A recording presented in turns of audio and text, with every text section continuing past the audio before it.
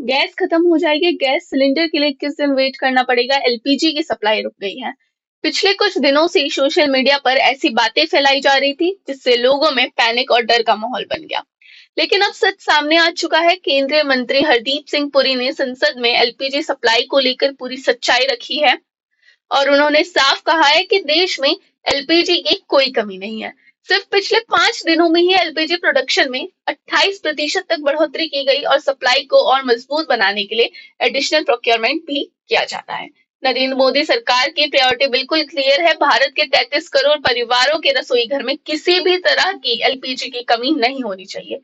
21 दिन में gas supply होगी, अफवाहें फैलाई जा रही हैं। सच ये है कि बुकिंग से डिलीवरी तक का समय लगभग 2.5 दिन का ही है, जो पहले जैसा ही है। फील्ड रिपोर्ट्स ये भी बताती हैं कि कुछ जगह जो भीड़ देखी गई वो एलपीजी सप्लाई की कमी की वजह से नहीं थी, बल्कि फेक न्यूज और मिस इन्फॉर्मेशन के चलते लोगों ने पैनिक बुकिंग और होर्डिंग शुरू कर दी थी। अब सिस्टम को और भी ज्यादा स्ट्रिक्ट बनाया जा रहा है। अब 90% एलपीजी डिलीवरीज ओटीपी वेरिफिकेशन के साथ होंगी, जिससे डाइवर्जन लगभग नामुमकिन हो जाएगा। पैनिक डिमांड को रोकने के लिए मिनिमम बुकिंग कैप इंट्रोड्यूस किया गया है और डिस्ट्रीब्यूटर लेवल पर मॉनिटरिंग टीम्स एक्टिव हैं जो मिसयूज को रोकेंगी।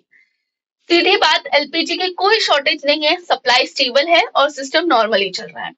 लेकिन इसी बीच कांग्रेस ने सोशल मीडिया पर एलपीजी की लंबी लाइन की एक तस्वीर शेयर करके सरकार पर हमला किया और कहा कि गैस की कमी हो गई है। लेकिन सच क्या निकला? वो तस्वीर 2011 की है, जब कांग्रेस की ही सरकार थी और उस वक्त एलपीजी के लिए ऐसी लंबी लाइंस लगाना आम बात हुआ करती थी।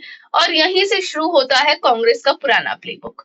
पहले पैनिक फैलाओ और फेक नैरेटिव बनाओ, फिर संसद में हंगामा करो और फिर विक्टिम कार्ड खेलो। हकीकत ये है कि भारत में एलपीजी सप्लाई स्टेबल है और सिस्टम नॉर्मल तरीके से ही चल रहा है। इसलिए अफवाहों पर भरोसा ना करें, फैक्ट पर ध्यान दें।